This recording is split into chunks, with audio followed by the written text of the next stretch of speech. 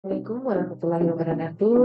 Hai, berjumpa kembali pada video pembelajaran untuk ABN, media pembelajaran asing, santai dan menarik. Kali ini mata kuliah yang akan kita bahas adalah mata kuliah dokumentasi kebidanan. Nah, biasanya kalau kita mendengar kata dokumentasi, tentu di benak kita dan tentang foto, bisa gambar, rekaman, atau video seperti yang biasa kita sebut sebagai dokumentasi. Nah, dalam dunia kesehatan, dokumentasi juga sangat diperlukan, banyak manfaat maupun tujuan dari pendokumentasian yang baik. Salah satu contoh adalah sebagai bukti dalam memberikan pelayanan dan administrasi pembayaran tindakan medis. Dan yang tak kalah penting juga memiliki manfaat dari aspek hukum yang bisa melindungi kita tenaga kesehatan apabila mendapatkan permasalahan terkait tindakan atau prosedur yang dilakukan.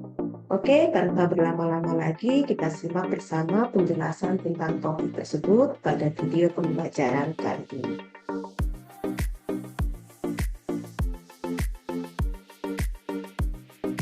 Pada topik video pembelajaran ini yang akan kita bahas adalah yang pertama, mulai dari sistem pengumpulan data Kamedik di rumah sakit, kemudian ada sistem pengumpulan data Kamedik di puskesmas, selanjutnya sistem pengumpulan data Kamedik di praktek mandiri bidan, dan sistem dokumentasi pelayanan rawat jalan dan rawat inap.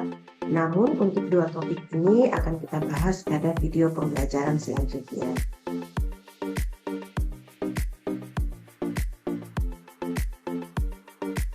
Kita mulai pertama dengan topik sistem pengumpulan data rekam medik di rumah sakit. Sebelumnya, kita mulai dari pengertian rekam medik itu sendiri. Rekam medik adalah keterangan baik yang tertulis maupun terekam tentang identitas, anamnese, penentuan fisik laboratorium, diagnosa, segala pelayanan dan tindakan medik yang diberikan kepada klien, dan pengobatan baik yang dirawat inap, rawat jalan maupun yang mendapatkan layanan darurat. Banyak yang mengartikan rekam medik hanya merupakan catatan dan dokumen tentang keadaan klien. Namun, kalau dikaji lebih dalam, rekam medik tidak hanya sebagai catatan biasa, akan tetapi sudah merupakan segala informasi yang menyangkut seorang klien yang dapat dijadikan panduan dalam memberikan tindakan lebih lanjut dalam upaya pelayanan maupun tindakan medik lainnya yang diberikan kepada seorang klien yang datang ke rumah sakit. Rekam medik mempunyai dua bagian yang perlu diperhatikan, yaitu bagian pertama adalah tentang individu dan bagian kedua tentang manajemen. Yang dimaksud dengan individu adalah suatu informasi tentang kondisi kesehatan dan penyakit klien yang bersangkutan dan sering disebut dengan patient record. Sedangkan manajemen adalah suatu informasi tentang pertanggungjawaban, apakah dari segi manajemen maupun keuangan dari kondisi kesehatan dan penyakit klien yang bersangkutan. Rekam medik juga merupakan kompilasi fakta tentang kondisi kesehatan dan penyakit seorang klien yang meliputi dua hal sebagai berikut. Yang pertama, data terdokumentasi tentang keadaan sakit sekarang dan waktu lapau. Kemudian kedua, pengobatan yang telah dan akan dilakukan oleh tenaga kesehatan profesional.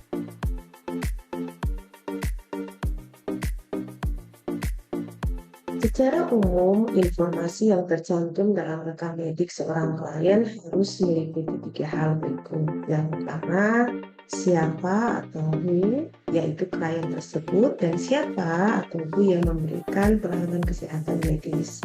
Kemudian apa atau what, kapan, when, kenapa, why, dan bagaimana how pelayanan kesehatan medis yang diberikan. Dan terakhir, hasil akhir atau dampak atau outcome dari pelayanan kesehatan atau pengobatan.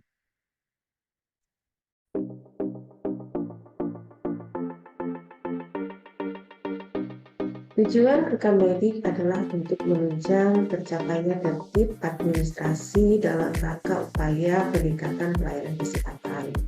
tanpa didukung suatu sistem pengelolaan rekam medik yang baik dan benar, maka tertib administrasi tidak akan berhasil.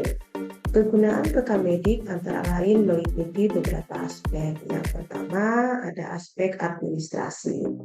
Suatu berkas rekam medik mempunyai nilai administrasi karena isinya menyangkut tindakan berdasarkan wewenang dan tanggung jawab sebagai tenaga medis dan bidan dalam mencapai tujuan pelayanan kesehatan. Kemudian kedua, aspek medis. Catatan atau dokumentasi dipergunakan sebagai dasar untuk merencanakan pengobatan atau perawatan yang harus diberikan kepada klien. Sebagai contoh, identitas klien meliputi ada nama, umur, jenis kelamin, alamat, status pernikahan, dan lain-lain. Kemudian anamnesis seperti keluhan riwayat penyakit, riwayat obstetri, dan lain-lain. Kemudian pemeriksaan fisik mulai dari kepala, leher, perut, dan sebagainya. Yang ketiga, ada aspek hukum, menyangkut masalah adanya jaminan kepastian hukum atas dasar keadilan dalam rangka usaha menegakkan hukum serta penyediaan bahan tanda bukti untuk menegakkan keadilan. Keempat, ada aspek keuangan. Isi rekam medik dapat dijadikan sebagai bahan untuk menetapkan biaya pembayaran pelayanan. Tanpa adanya bukti catatan tindakan pelayanan, maka pembayaran tidak dapat dipertanggungjawabkan. Yang kelima, ada aspek penelitian. Berkas rekam medik mempunyai nilai penelitian karena isinya menyangkut data atau informasi yang dapat digunakan sebagai aspek penelitian. Yang keenam, ada aspek pendidikan. Berkas rekam medik mempunyai nilai pendidikan karena isinya menyangkut data atau informasi tentang kronologis dari pelayanan medik yang diberikan kepada klien. Dan yang terakhir adalah aspek dokumentasi. Isi rekam medik menjadi sumber ingatan yang harus didokumentasikan dan dipakai sebagai bahan pertanggungjawaban dan laporan sarana kesehatan.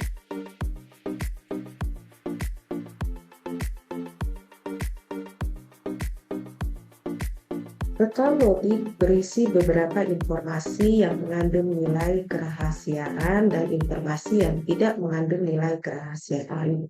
Beberapa informasi dalam rekam medik yang mengandung nilai kerahasiaan antara lain berupa hasil wawancara, pemeriksaan, diagnosis, pengobatan, tindakan medik, dan catatan perkembangan.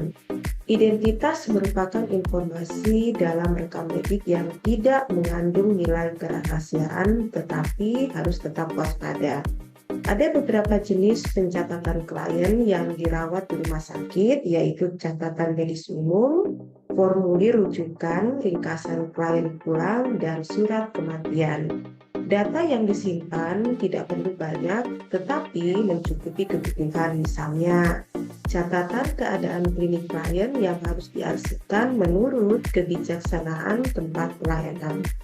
Catatan asuhan pada klien harus disesuaikan dengan laporan kewaspadaan penyakit, misalnya pada kasus kejadian penyakit AIDS.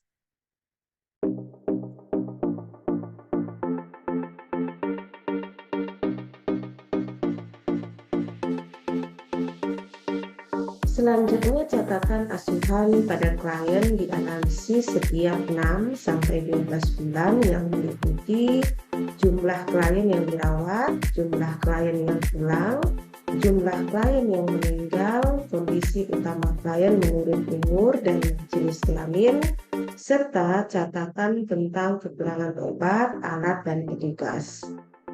Apabila catatan asuhan pada klien ini dibutuhkan untuk kepentingan administrasi lain, pastikan bahwa nama dan nomor identifikasi dapat dihubungkan dengan catatan lainnya.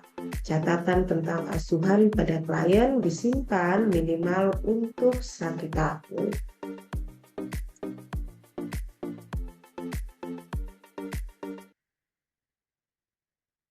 Catatan medis tentang klien terbagi menjadi dua bagian, yaitu catatan klien dirawat dan pengamatan lanjutan selama dirawat.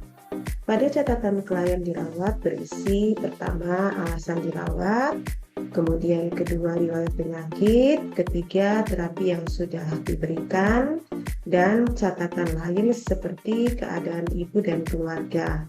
Catatan pada bagian ini disusun dalam bentuk pernyataan singkat atau checklist. Bagian kedua dari catatan medis tentang klien adalah pengamatan lanjutan selama dirawat. Catatan ini terdiri atas pertama, catatan harian klien yang dibuat oleh dokter dan catatan harian klien yang dibuat oleh bidan. Kemudian kedua, catatan dokter meliputi instruksi terapi, nutrisi, dan hasil pengamatan serta keadaan klinis yang ditemukan. Catatan disusun dalam bentuk kolom selama klien dalam masa perawatan dan pengobatan.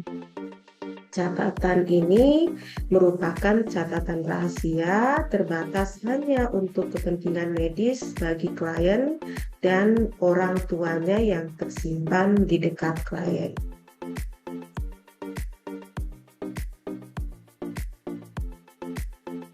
Selanjutnya tentang catatan ringkasan klien pulang mencakup informasi orang tua atau keluarga klien dan tenaga kesehatan yang memberikan perawatan lanjutan. Catatan ini memuat data klien selama dirawat meliputi tanggal masuk rumah sakit, lama dirawat, indikasi dirawat, perjalanan penyakit, terapi yang telah diberikan, serta diagnosis akhir dan instruksi selama di rumah sakit.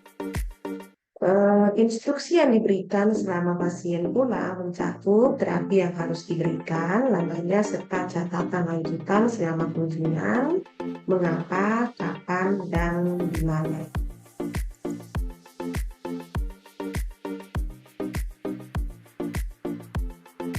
Ruang lingkup kegiatan pelayanan rekam medik di institusi pelayanan kesehatan pada umumnya sama. Kegiatan pelayanan rekam medik baik di rumah sakit, puskesmas maupun bidan praktek mandiri adalah sebagai berikut. Yang pertama, penerimaan klien. Kegiatan pelayanan rekam medis di rumah sakit yang pertama adalah penerimaan klien. Penerimaan klien di rumah sakit ada dua cara, yaitu klien rawat jalan dan rawat inap atau ranap. Klien rawat jalan bisa diterima melalui poliklinik maupun unit gawat darurat. Klien yang datang melalui poliklinik bisa datang langsung maupun datang dengan perjanjian. Menurut kedatangannya, klien rawat jalan dibedakan menjadi dua, yaitu klien baru dan klien lama. Klien rawat jalan yang datang ke rumah sakit setelah mendapatkan pelayanan di poliklinik bisa langsung pulang, dirujuk ke rumah sakit lain, atau menjalani rawat inap atau ranap. Kemudian yang kedua, pencatatan atau recording. Kegiatan pelayanan rekam medik di rumah sakit yang kedua adalah pencatatan. Untuk memudahkan pencatatan digunakan sistem penomoran. Sistem penomoran ini meliputi nomor seri,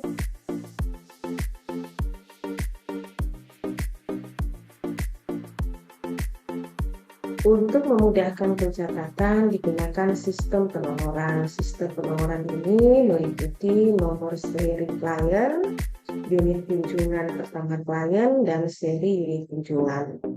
Yang ketiga, pengolahan data medik. Langkah kegiatan rekam medik di rumah sakit yang ketiga adalah pengolahan data. Setelah data dikumpulkan, dilakukan pengolahan data, kemudian dianalisis dan disajikan dalam bentuk informasi. Yang keempat, penyimpanan berkas rekam medik. Kegiatan pelayanan kegiatan rekam medik di rumah sakit yang keempat adalah penyimpanan atau filing. Ada dua cara penyimpanan data rekam medik, yaitu secara sentralisasi dan desentralisasi. Pada penyimpanan terpusat atau sentralisasi, berkas rekam medis rawat jalan, rawat inap, dan gawat darurat disimpan dalam arsip tunggal dari satu lokasi atau sentral.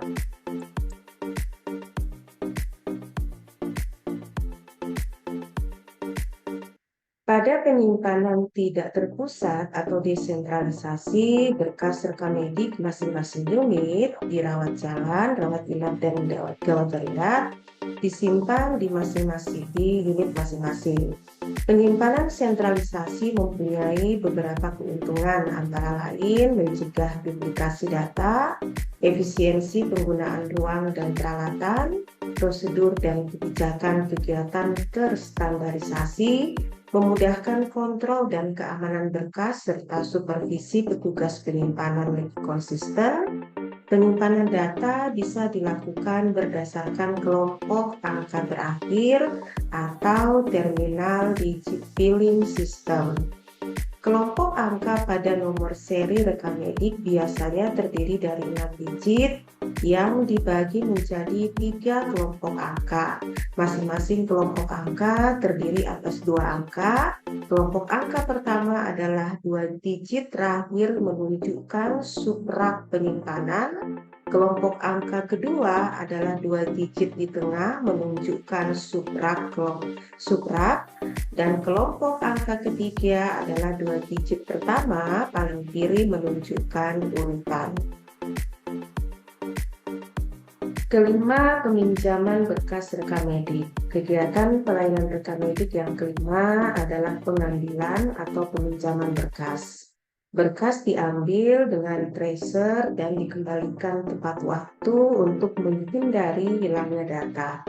Kontrol terhadap peminjaman berkas dilakukan dengan cara mengisi requisition slip yang berisi nomor rekam medik, nama klien, unit peminjam, dan tanggal peminjaman. Pada saat berkas rekam medik sedang keluar dari rak penyimpanan atau sedang dipinjam, maka tempat berkas tersebut diganti dengan berkas outguide atau berkas sedang keluar. Aturan dan prosedur umum dalam pengarsipan rekam medik klien di rumah sakit antara lain, ketika berkas dikembalikan, sebelum disimpan harus diperiksa dan diurutkan dahulu untuk memudahkan penyimpanan kembali. Penyimpanan hanya dilakukan oleh petugas penyimpanan berkas. Berkas dengan folder yang sobek harus segera diperbaiki dan lembaran yang lepas harus segera disatukan dengan file induk.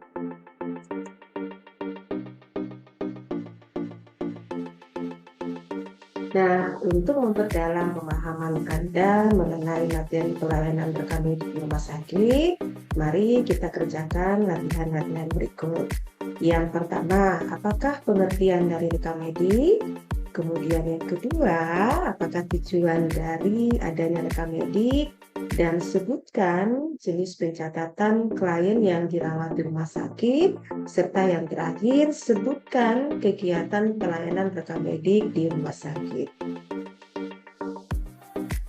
Kita lanjut soal latihannya. Yang pertama, informasi yang tercantum dalam rekam medik seorang klien harus mengikuti A, who, what, when, why, how, dan outcome. Kemudian B, what, when, why, how, dan outcome. Kemudian C, when, why, how, outcome. Dan D, why, how, dan outcome. Nomor kedua, rekam medik mempunyai 2 bagian yang perlu diperhatikan, yaitu A, tentang individu dan manajemen, B, tentang individu, C, tentang manajemen, dan D, tentang outcome. Kita lanjut pada soal nomor 3. Di bawah ini adalah tujuan rekam medik adalah A, aspek individu, B, aspek manajemen, C, aspek outcome, dan D, aspek administrasi. Soal nomor 4, ada beberapa jenis pencatatan klien yang dirawat di rumah sakit, yaitu A, catatan medis umum, formulir rujukan, ringkasan klien pulang, dan surat kematian. B, formulir rujukan, ringkasan klien pulang, dan surat kematian. C, formulir rujukan, ringkasan klien datang, dan surat kematian. Dan D, formulir rujukan, ringkasan klien pulang, dan surat kepulangan klien.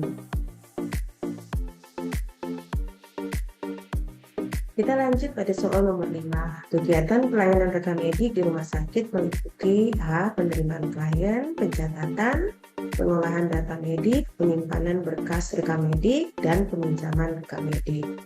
B.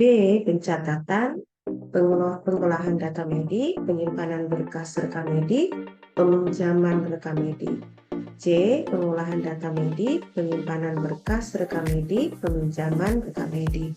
Dan E. Penyimpanan berkas rekam medik dan peminjaman rekam medik. Kita lanjut pada pengumpulan data rekam medik di Puskesmas.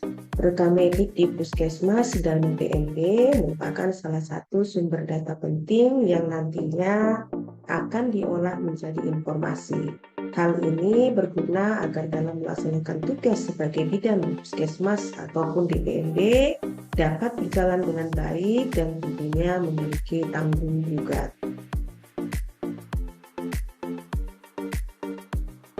Jenis-jenis kartu atau status rekam medik yang ada di Puskesmas sangat bervariasi, tergantung sasarannya. Berikut beberapa contoh status rekam medik di Puskesmas. Pertama, ada family folder. Family folder merupakan satu rekam medik digunakan oleh satu keluarga dan masing-masing formulir diberi tambahan kode khusus untuk menandai kode rekam medis ayah, ibu, dan anak. Kemudian yang kedua, kartu tanda pengenal. Kartu tanda pengenal adalah dokumen tertentu yang digunakan untuk membuktikan identitas seseorang. Kartu tanda pengenal atau identitas diri banyak sekali kegunaannya, salah satunya untuk kepentingan dalam hal kesehatan. Ketiga, kartu rawat jalan. Kartu rawat jalan adalah formulir rekam medis yang digunakan untuk mencatat ringkasan perjalanan penyakit pasien yang menjalani pelayanan rawat jalan.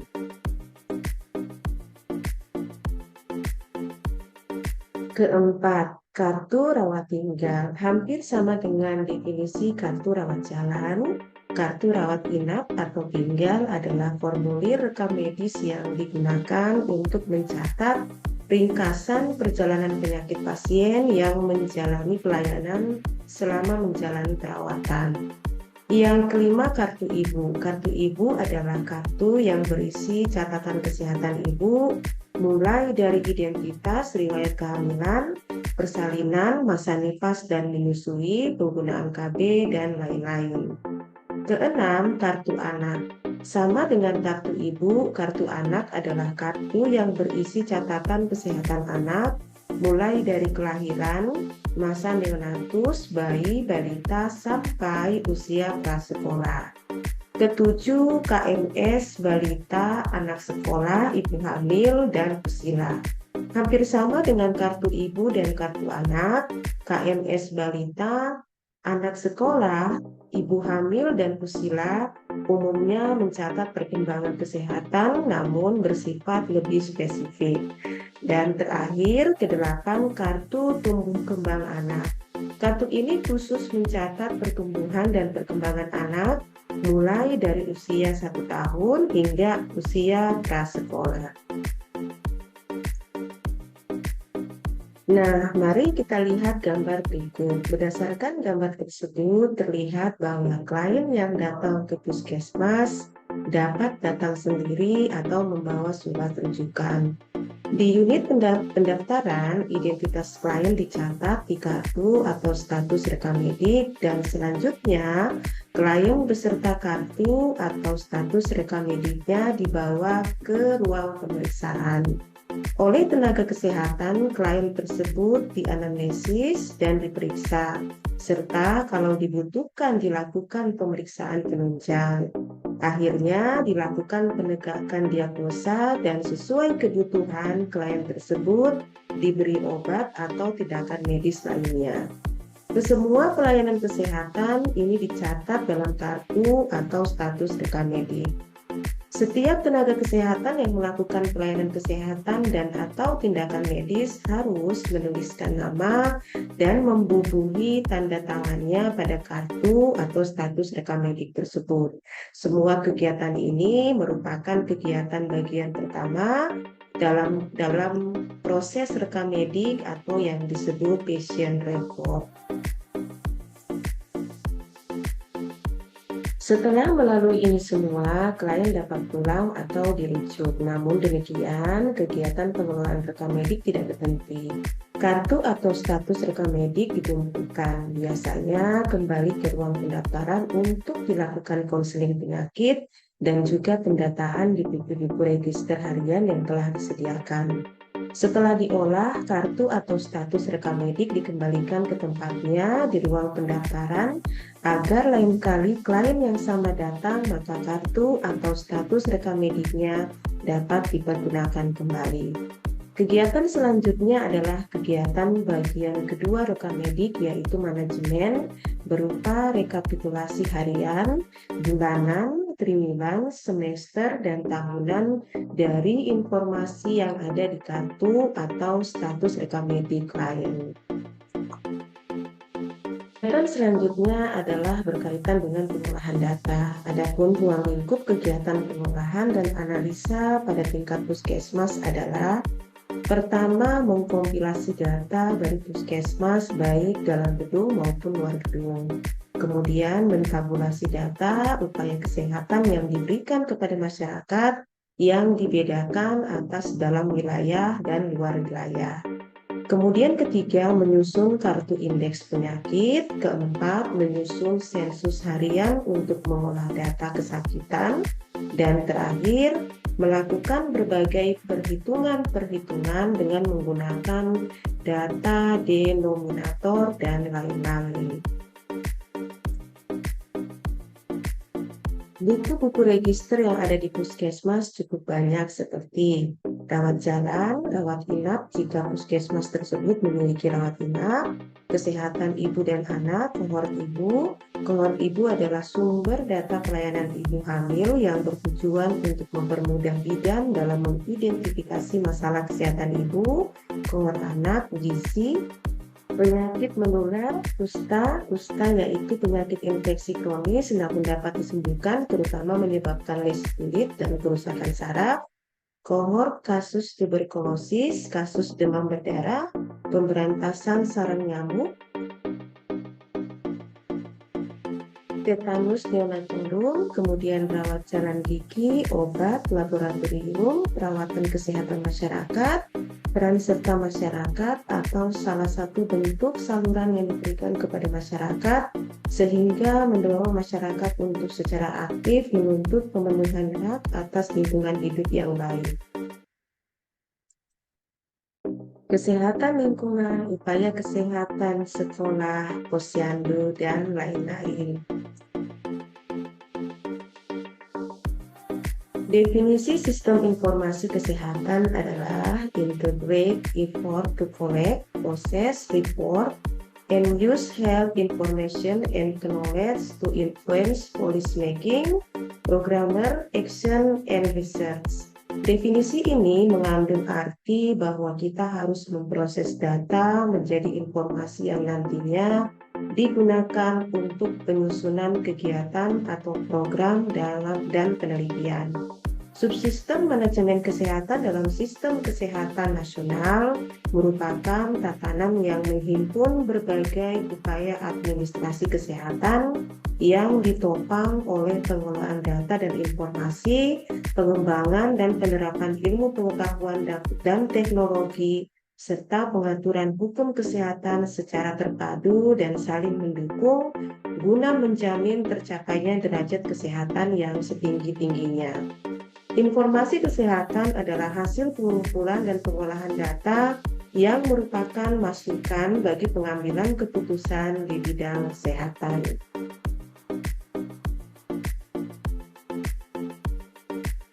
Prinsip-prinsip penyelenggaraan informasi kesehatan adalah sebagai berikut. Yang pertama, mencakup seluruh data yang terkait dengan kesehatan, baik yang berasal dari sektor kesehatan ataupun dari berbagai sektor pembangunan lain.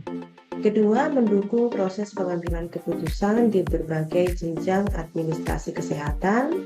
Kemudian ketiga, disediakan sesuai dengan kebutuhan informasi untuk pengambilan keputusan. Empat, disediakan harus akurat dan disajikan secara cepat dan tepat waktu dengan mendayagunakan teknologi informasi dan komunikasi. Kelima, pengelolaan informasi kesehatan harus dapat memadukan pengumpulan data melalui cara-cara rutin seperti pencatatan dan pelaporan dan cara-cara non-rutin seperti survei dan lain-lain. Keenam, akses terhadap informasi kesehatan harus memperhatikan aspek kerahasiaan yang berlaku di bidang kesehatan dan kedokteran. Berkaitan dengan pengumpulan data, terdapat dua jenis pengumpulan data, yaitu individual base dan community base. Individual base berasal dari kartu atau status rekam medik yang direkapitulasi. Hasil rekapitulasi ini dapat digunakan untuk kepentingan institusi dan juga untuk kepentingan masyarakat. Community base berasal dari hasil surveillance atau studi yang dilakukan di masyarakat. Hasil-hasil tersebut dapat digunakan untuk kepentingan masyarakat dan juga kepentingan individu seperti tercantum pada diagram berikut. Hasil rekapitulasi sumber informasi individual dan komunitas. Adanya pengumpulan data dari masyarakat dapat memberikan beberapa informasi berikut ini. 1. Health determinant seperti sosial ekonomi, lingkungan, perilaku, dan faktor genetik. Kemudian kedua, masukan atau input untuk sistem kesehatan dan proses yang berhubungan dengan penggunaan masukan seperti kebijakan, organisasi, infrastruktur kesehatan, fasilitas dan peralatan, biaya, sumber daya manusia, pendanaan kesehatan, dan sistem informasi kesehatan itu sendiri. Kemudian ketiga, keluaran atau performance atau output dari keberhasilan atau kegagalan sistem kesehatan seperti availability, quality, dan penggunaan informasi kesehatan, serta sarana kesehatan atau utility. Yang keempat, health outcome seperti mortalitas, morbiditas, kecatatan, wabah penyakit, dan status kesehatan.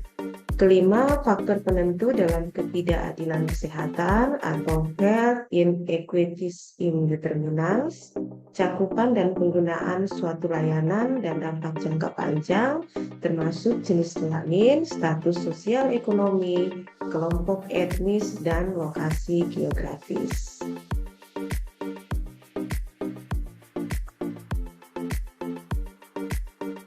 Adapun pemanfaatan informasi yang berasal dari puskesmas dapat berupa yang pertama, cakupan program, misalnya cakupan KIA, gizi, cakupan imunisasi, dan lain-lain. Kemudian yang kedua, gambaran kunjungan di puskesmas. Yang ketiga, gambaran penyakit terbanyak berdasarkan umur dan jenis kelamin, penyakit menular atau communicable disease, dan penyakit tak menular atau non-communicable disease. Keempat, gambaran penyebab kematian berdasarkan umur, penyakit menular, dan penyakit tidak menular. Kelima, gambaran penyakit-penyakit yang dapat dicegah dengan imunisasi. Keenam, gambaran penggunaan obat di puskesmas. Ketujuh, gambaran hubungan antara pola penyakit dan pola penggunaan obat, serta lain-lain. Praktek mandiri bidan adalah salah satu bentuk layanan kepada ibu hamil, bersalin, nifas, dan bayi baru lahir yang dilakukan oleh seorang bidan. Nah, dalam melaksanakan tanggung jawabnya sebagai seorang bidan di PMB, diperlukan suatu sistem pencatatan sebagai bukti tanggung gugat atas kerjanya.